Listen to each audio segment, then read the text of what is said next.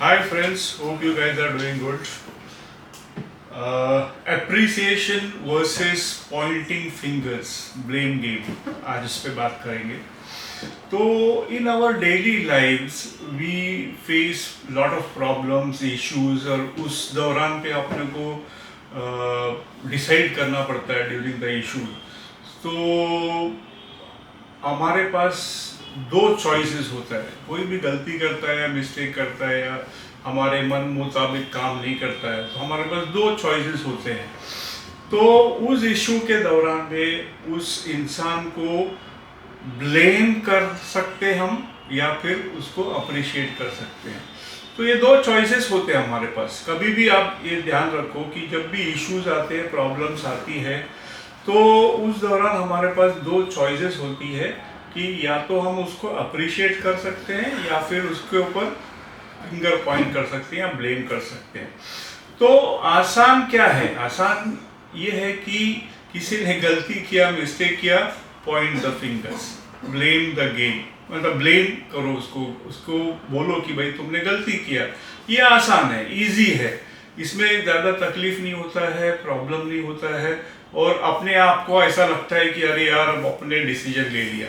But क्या वो चीज़ जो आपने पॉइंट फिंगर किया है, क्या वो उसमें आपका प्रॉब्लम सॉल्व हो रहा है?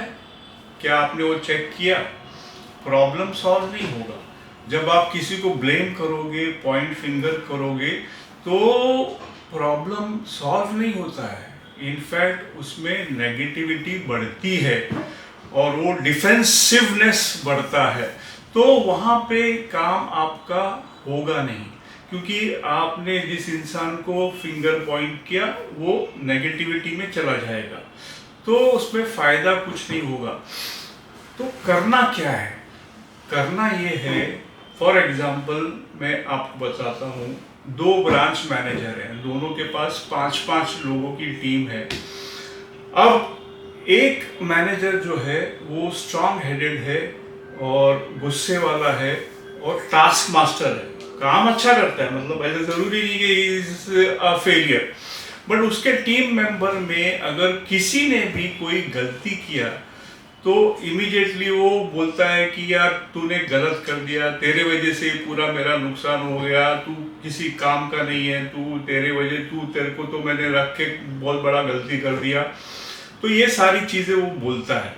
तो जब जो बोलने के बाद में जो सुनता है वो आदमी नेगेटिविटी में चला जाएगा, वो काम और अच्छा नहीं कर पाएगा, बिकॉज वो संक हो जाता है ना उस चीज़ में. तो इसमें क्या होता है कि पहला जो मैनेजर है उसमें उसका काम होता है, बट वो काम अच्छे तरीके से नहीं होता है, कमरेडरी नहीं रहती, टीम वर्क नहीं रहता है, लॉयल्टी नहीं रहती है. वैसे एक दूसरा ब्रांच मैनेजर, उसके पास भी 5 आदमी लोग हैं. वहाँ पे वो क्या करता है, वहाँ पे अगर कोई आदमी गलती करता है या मिस्टेक करता है, तो वो उस आदमी को क्या पहले बोलता है कि गुड यार तुमने एफर्ट्स तो डाले, आप उस एफर्ट्स और ऑब्जेक्टिव को अचीव करने में क्या गैप आ रहा है, कहाँ पे प्रॉब्लम है, क्यों वो अचीव नहीं हो पा रहा है, कुछ मेरी हेल्प चाहिए या सपोर्ट चाहिए तुमको, तो हम लोग मिलके उसके ऊपर काम करें. अब ये बात जब हम किसी को बोलते हैं जिसने गलती किया, उसका जो मोटिवेशन लेवल है वो बढ़ जाएगा. अब वो पॉजिटिविटी में रहेगा.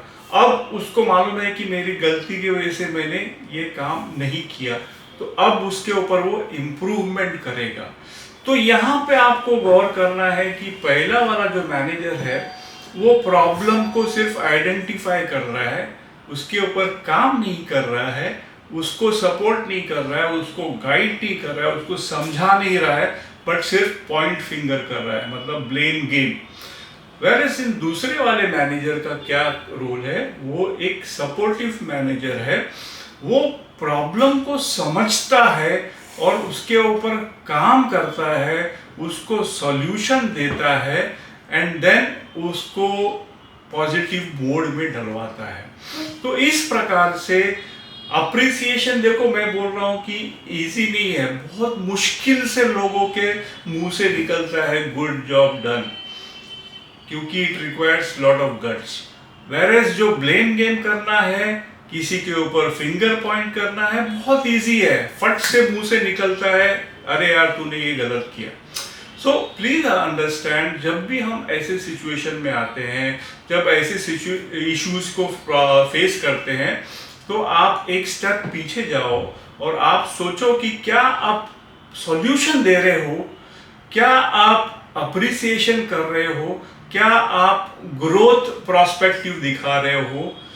तो जब आप ये तीन चीज करोगे, अप्रिसिएशन, सॉल्यूशन और ग्रोथ, मतलब ASG याद रखो, हमेशा एक अच्छे मैनेजर को अपने टीम को संभालना है, देखना है in a collaborative manner, constructive manner, तो उसको ASG पे ध्यान देना चाहिए हमेशा।